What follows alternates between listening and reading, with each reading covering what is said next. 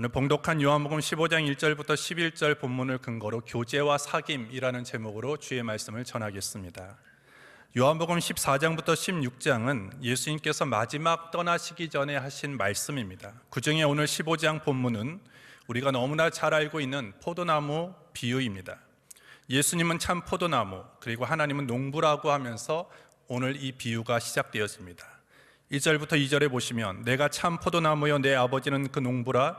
물은 내게 있어 가시를 맺지 아니하는 가지는 아버지께서 이를 제해 버리시고 무릇 가시를 맺는 가지는 더 가시를 맺게 하려 하여 이를 깨끗게 하시느니라 라고 말씀합니다. 농부의 목적은 포도 열매를 얻기 위함이다 라고 얘기를 합니다. 농부가 포도나무를 심는 목적이 무엇입니까? 좋은 제목을 얻기 위한 것도 아닙니다. 조경수로 사용하기 위함도 아니라 오직 좋은 열매를 얻기 위해서 농부는 포도나무를 심게 되어집니다. 요한복음 15장 16절에서도 하나님께서 우리를 택하신 이유가 무엇이냐라고 할 때 열매를 맺게 하기 위함이다라고 말씀합니다. 너희가 나를 택한 것이 아니요 내가 너희를 택하여 세웠나니 이는 너희로 가서 과실을 맺게 하고 또 너희 과실이 항상 있게 하여 내 이름으로 아버지께 무엇을 구하든지 다 받게 하려 함이니라 라고 말합니다. 그러면서 오늘 요한복음 15장을 통해서 예수님께서는 어떻게 하면 과실을 맺을 수 있는가, 어떻게 하면 과실을 더 많이 맺을 수 있는가에 대한 방법을 예수님이 알려주고 계십니다. 2019년 한 해도 우리는 많은 열매를 맺어 하나님의 기쁨이 되어야 하고 하나님께 영광 돌리는 삶을 살아가야 합니다. 오늘 본문을 통해서 우리가 어떻게 살아가는 것이 풍성한 열매를 맺어 하나님을 기쁘시게 할 수 있는지 잠시 그 방법을 살펴보고자 합니다. 첫 번째로 참 포도나무이신 예수님께 붙어 있을 때에만 우리는 열매를 맺을 수 있는 것입니다. 열매를 맺기 위해서 가장 중요한 것은 뭐냐 하면 나무가 좋아야 한다는 것입니다. 아무리 가지에 풍성한 열매를 맺고자 해도 그 나무가 좋지 않다던가 나무가 죽은 나무라고 한다면 가지는 열매를 맺을 수 없게 되어집니다. 왜냐하면 가지 스스로 뭔가 영양분을 만들어낸다던가 진액을 스스로 만들어내지 못하기 때문입니다. 결국 가지가 열매를 맺는 것은 가지의 능력이 아니라 나무의 능력이라고 얘기할 수 있고 나무의 힘이라고 얘기할 수 있습니다. 어떤 나무에 붙어 있는가에 따라서 가지의 열매가 좌우되게 되어집니다. 아무리 가지가 열매를 맺고 싶어도 죽은 나무에 달려 있으면 그 가지는 아무리 시간이 흘려도 그 가지에는 열매를 맺을 수 없는 것입니다. 마태복음 7장 17절에 이와 같이 좋은 나무마다 아름다운 열매를 맺고 못된 나무가 나쁜 열매를 맺나니 라고 말씀합니다. 오늘 본문 1절에서도 내가 참 포도나무여 내 아버지는 그 농부라고 말씀하신 것처럼 오늘 좋은 나무에 좋은 열매가 맺게 되어집니다. 그러면서 오늘 예수님이 자신에 대해서 뭐라고 지금 표현하고 있냐면 나는 참 포도나무다 이렇게 얘기합니다. 그냥 포도나무가 아니라 참 포도나무라고 표현하고 계시죠. 여기서 참이라는 것은 뭘 의미하느냐? 완전한이라는 의미를 가지고 있습니다. 나는 완전한 의미로서의 나무다라고 얘기를 하는 것이죠.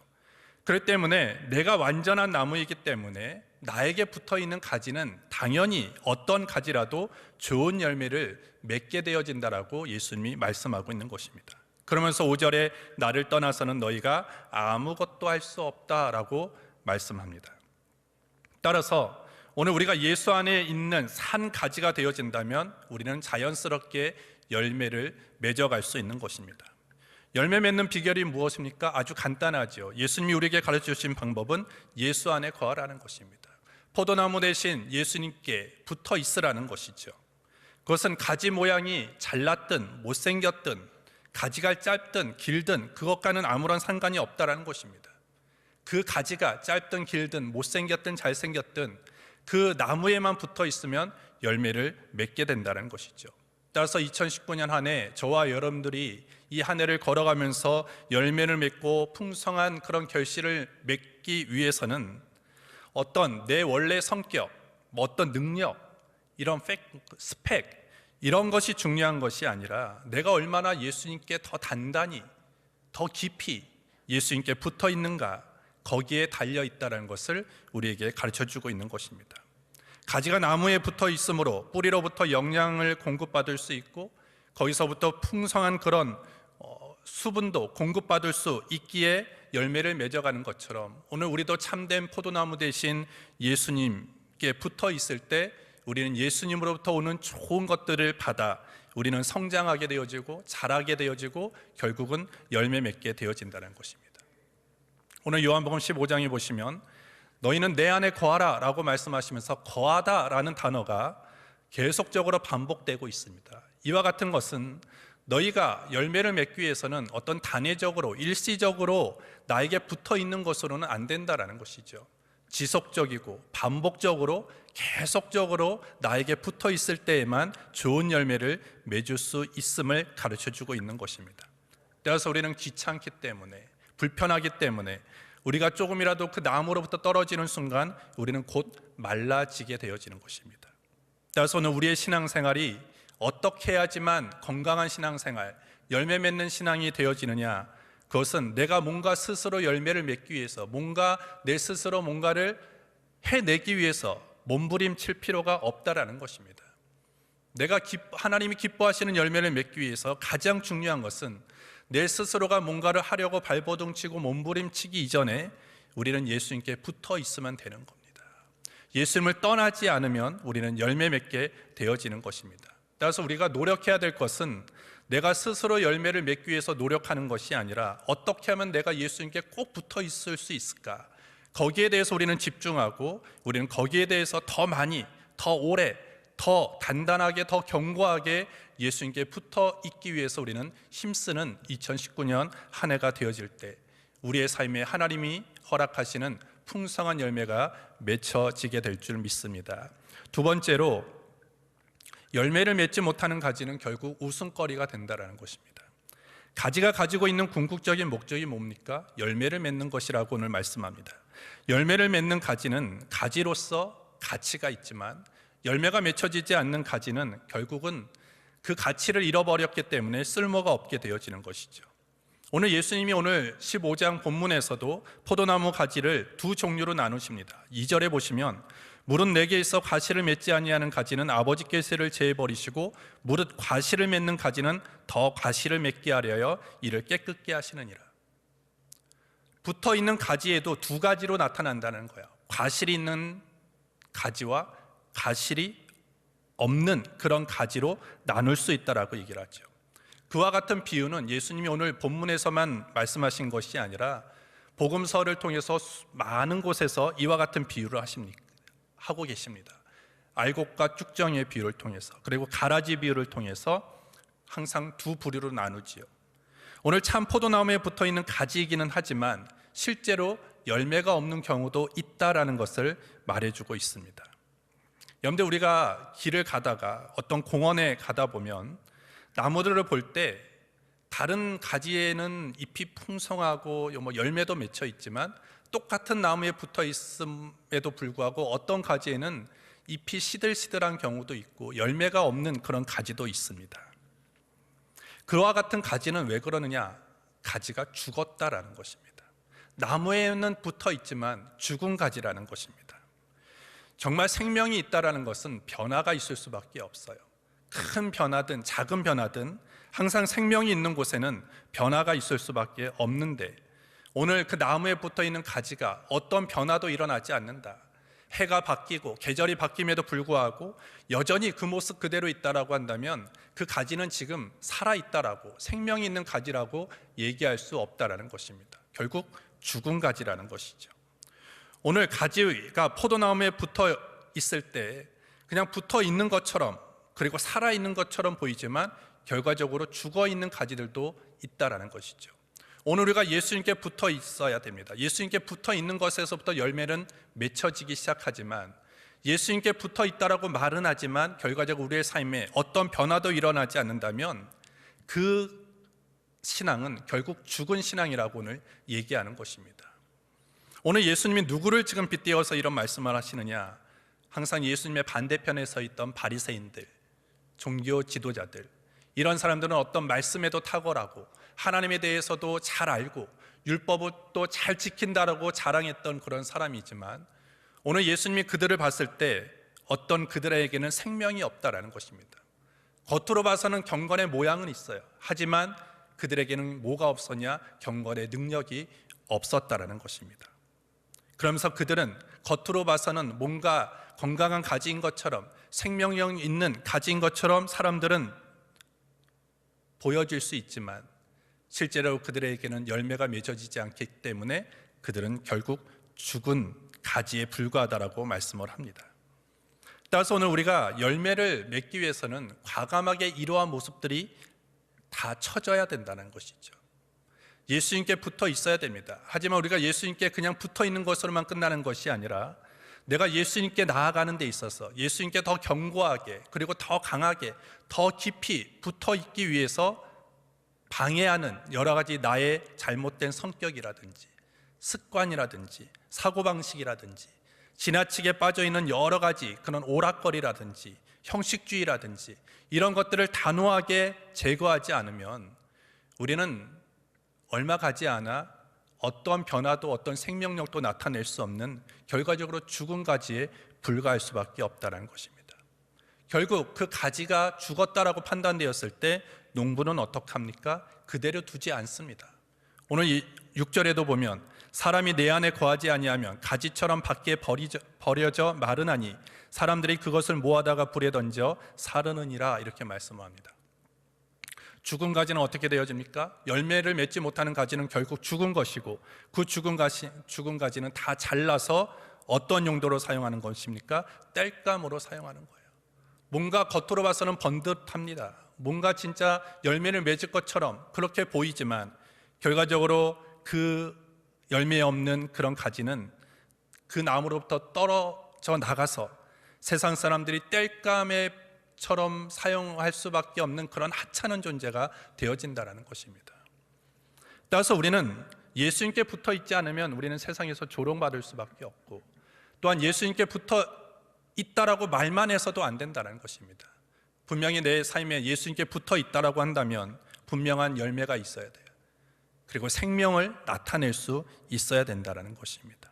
그렇지 않으면 우리는 잘라 나가야 될 뿐만 아니라 우리는 세상의 조롱거리가 될 수밖에 없는 것이죠.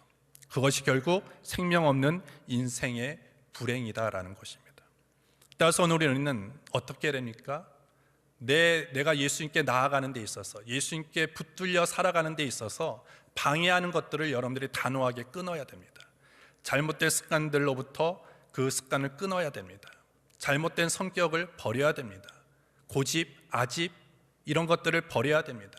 잘못된 사고방식들을 버리지 않으면 우리는 겉으로는 예수님 안에 있다라고 얘기하지만 거기에는 어떠한 생명도 열매도 맺혀질 수 없게 되어지는 것입니다. 따라서 2019년 안에 저와 여러분들이 주님이 기뻐하시는 풍성한 열매를 맺기 위해서는 여러분들의 안에 있는 쓴뿌리들, 잘못된 습관들을 철저하게 제거해낼 수 있는 그런 결단과 용기가 있어야 될 줄 믿습니다. 마지막 세 번째로 예수님께 붙어 있다는 것은 깊은 교제와 사귐이 있다는 것입니다. 4절을 보면 내 안에 거하라 나도 너희 안에 거하리라 가지가 포도나무에 붙어 있지 아니하면 절로 가시를 맺을 수 없음같이 너희도 내 안에 있지 아니하면 그러하리라, 이렇게 말씀합니다.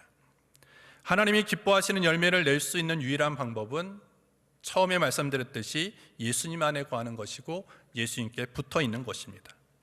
예수님으로부터 조금만 간격만 생겨도 거기에는 결국은 열매를 맺지 못할 뿐만 아니라 결국 그 가지는 말라지고 죽게 되어지는 것이죠. 이만한 틈이면 어때? 요 정도의 빈틈이면 어때? 라고 하지만 결국 그 빈틈이 그 가지를 마르게 하고 죽게 만드는 것입니다. 아무리 좋은 기차도, 아무리 최신식 시설을 갖춘 그런 기차라 할지라도 그 기차가 레일로부터 벗어나는 순간 그 기차는 기차의 역할을 할 수 없어요. 그냥 고철덩어리에 불과하게 되어지는 것이죠. 오늘 우리의 인생도 마찬가지입니다. 우리는 어디 있어야 되느냐? 예수님과 함께 해야 되고 예수님께 붙어있는 인생을 살아가야 되는 것이죠.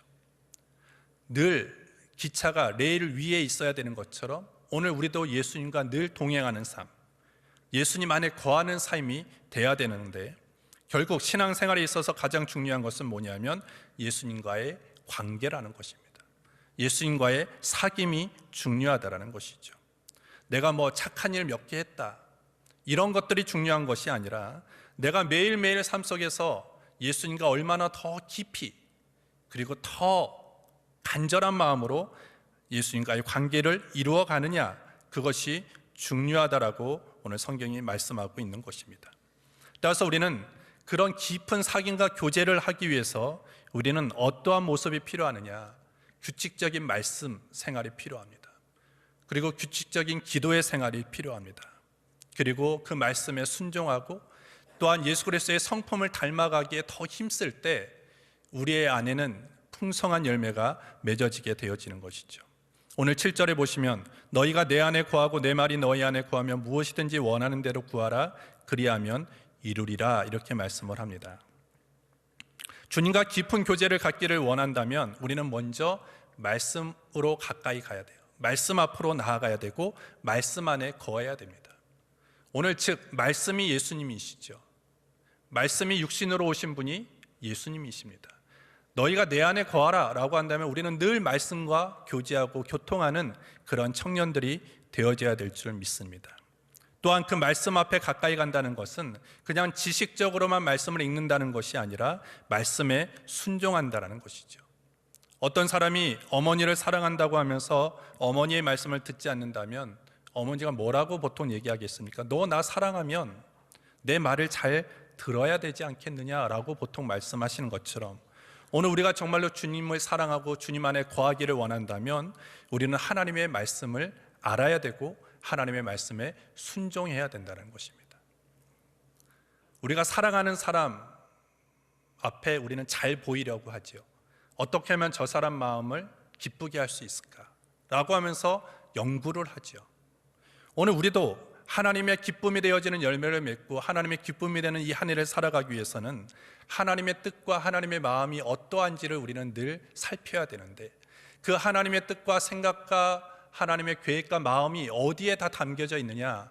주의 말씀에, 성경에 다 담겨져 있다라는 것입니다. 그래서 독일의 신학자 보네퍼는 이런 말을 했습니다. 성경에 기록된 말씀들은 언제나 당신의 가슴에 울려야 하고 당신의 생활 속에 날마다 살아 움직여야 합니다. 당신이 무척이나 사랑하는 자가 있으면 그의 말을 잊을 수 있겠습니까? 사랑하는 자의 말을 따지고 분석해서 받아들이는 것이 아닙니다.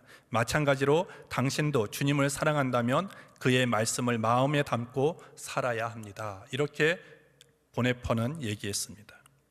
따라서 여러분들이 정말로 하나님을 사랑한다면 여러분들은 하나님의 말씀에 귀를 기울여야 되는 것이고 그리고 그 말씀을 한 귀로 듣고 한 귀로 흘리는 것이 아니라 사랑하는 사람이 뭘 원하는지 간직하고 그것을 어떻게 하면 들어줄 수 있을까? 어떻게 하면 그것을 내가 해줄 수 있을까라고 고민하는 것처럼 우리가 하나님의 말씀을 들었다면 그 사랑하는 하나님의 말씀대로 어떻게 살아갈 수 있을까 우리는 고민하고 실천하는 자가 돼야 된다는 것입니다. 결국 그러기 위해서는 그 말씀이 내 가치관이 돼야 돼요. 하나님의 말씀이 내 사상이 돼야 되고 그 말씀이 내 인격을 다 지배할 때만이 그 말씀에 순종하며 살아갈 수 있게 되어지는 것입니다. 두 번째로 우리는 하나님 안에 거한다, 주님 안에 거한다 라고 의미는 더 깊은 교제와 사귐을 위해서는 우리는 기도해야 되는 것입니다. 진지하고 깊은 대화는 결국 관계를 더 깊이 있게 그리고 신뢰하는 관계로 만들어가게 되어집니다. 관계가 좋은지 관계가 좋지 않은지를 우리가 어떻게 합니까? 보통 대화를 하는 것을 보면 알 수 있습니다. 사이가 안 좋은 사람은 말을 하지 않죠. 그리고 대화하는 그런 장을 만들지 않습니다. 하지만 관계가 좋고 관계가 계속 건강해지는 관계는 대화가 훨씬 넓어지죠. 대화의 시간도 길어지고 대화의 어떤 내용도 더 많아지고 깊어질 수밖에 없는 것이죠. 따라서 그 관계와 사귐이 좋다 나쁘다라는 것은 대화인데 오늘 우리는 보통 기도를 뭐라고 얘기하냐면 영적인 대화라고 얘기를 합니다. 하나님과 우리가 대화하는 것, 그것을 기도라고 우리는 보통 얘기를 하죠. 정말 우리가 주님 안에 있고 우리의 예수님과의 관계가 더 깊은 관계로, 더 진지한 관계로 나아가기 위해서는 우리는 어떻게 해야 됩니까? 기도해야 되는 것입니다. 저는 2019년 우리 모든 청년들이 여러분들의 분주한 그 생활 속에서도 꼭 하나님과 1대1로 만날 수 있는 기도의 시간들을 마련해 가기를 주님의 이름으로 축복합니다. 출근할 때 지하철에서 버스에서 기도하는 것 좋습니다. 하지만 여러분들이 꼭 하루에 여러분들과 하나님과의 1대1로 만날 수 있는 그 기도의 시간을 여러분들이 만들어야 돼요. 많은 사람들이 있는 그 자리에서 여러분들이 얼마나 깊은 기도를 할 수 있겠습니까? 지하철 안에서 여러분들이 얼마나 하나님께 더 깊은 대화를 할 수 있겠습니까? 한계가 있다라는 것입니다. 여러분들이 정말 하나님의 마음과 뜻을 더 깊이 정확하게 알기 위해서는 골방 기도가 필요하고 하나님과 1대1의 기도의 시간이 꼭 필요한 것입니다. 저는 우리 청년들이 그런 시간들을 만들어 가기를 원해요. 그런 시간들이 많아지면 많아질수록 여러분들은 예수님과의 관계가 더 깊은 사귐과 교제 시간으로 나아가게 되어지는 것이죠. 또한 우리는 예수 안에 거한다는 것, 예수님과 더 깊은 교제와 사귐을 이룬다는 것은 뭐냐면 예수님의 성품을 닮아가는 것입니다. 즉 예수님의 성품 중에 가장 대표적인 것이 무엇이냐면 사랑인 것입니다. 9절부터 10절에 보시면 아버지께서 나를 사랑하신 것 같이 나도 너희를 사랑하였으니 나의 사랑 안에 거하라. 내가 아버지의 계명을 지켜 그의 사랑 안에 거하는 것 같이 너희도 내 계명을 지키면 내 사랑 안에 거하리라. 이렇게 말합니다. 예수 안에 거하는 것이 뭐냐? 결국 사랑하는 것이다 라는 것이죠. 예수님의 성품에 대해서 여러 가지를 둘 수 있지만 결국 하나님의 사랑의 극치, 그것을 보여준 것이 예수님인 것이죠. 결국 우리가 예수님을 닮아간다는 것은 사랑하는 것입니다. 우리가 지난 대강절을 우리가 보내면서 우리는 용서하고 화해해야 된다고 말합니다. 여전히 여러분들의 마음 가운데 용서하지 못하고 화해하지 못한 그런 자가 있다면 오늘 우리가 다시 한번 2019년에 도전해야 됩니다. 그 결국 예수님의 마음을 닮아가는 것이고 예수님의 성품을 닮아가는 것이죠. 내 마음을 미움으로 일관하면서 우리는 기도 응답을 바랄 수 없고 내가 예수님을 닮아간다라고 얘기할 수 없습니다. 용서하고 용납하고 화해하고 그런 사랑의 마음을 품고 나아가는 것이 결국 이 안에 예수님을 닮아가는 것이죠. 우리 모든 청년들이 여러분들의 마음 가운데 미움을 다 버리기를 원해요.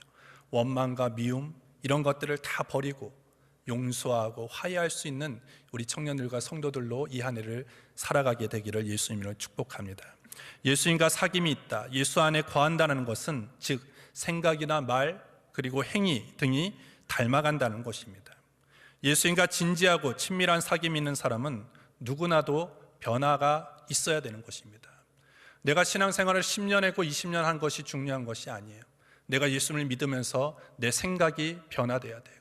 내 말이 변화돼야 되고 내 행위가 변화되고 내 가치관이 변화되어져야 되는 것이죠. 결국 그것이 생명을 가지고 살아가는 자에게 나타나는 증거라는 것입니다. 따라서 오늘 우리는 포도나무 대신 예수님께 붙어 있으므로 우리는 많은 열매를 맺어야 되고 그러기 위해서는 오늘 예수님이 가르쳐 주셨습니다. 예수님께 붙어 있어야 된다. 그리고 예수님께 붙어 있을 때 여러 가지 방해되는 것들을 과감없이 제거해야 된다. 그리고 예수님과 더 깊은 교제와 사귐의 모습으로 말씀과 기도와 예수님의 성품을 닮아가는 그런 노력과 그런 전진의 모습으로 우리가 나아갈 때 우리는 우리의 삶에 열매 맺는 그런 한 해가 되어지고 그 모습이 하나님의 영광 돌리는 삶이고 그것이 하나님을 기쁘시게 하는 삶이라고 오늘 말씀하고 있는 것입니다.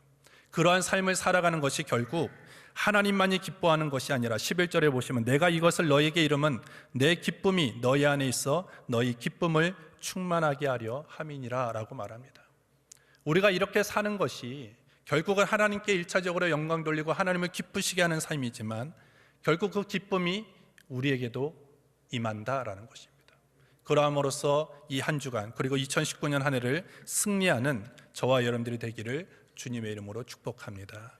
기도하겠습니다. 하나님 아버지 감사합니다. 오늘 이 자리로 우리를 불러주심을 감사합니다.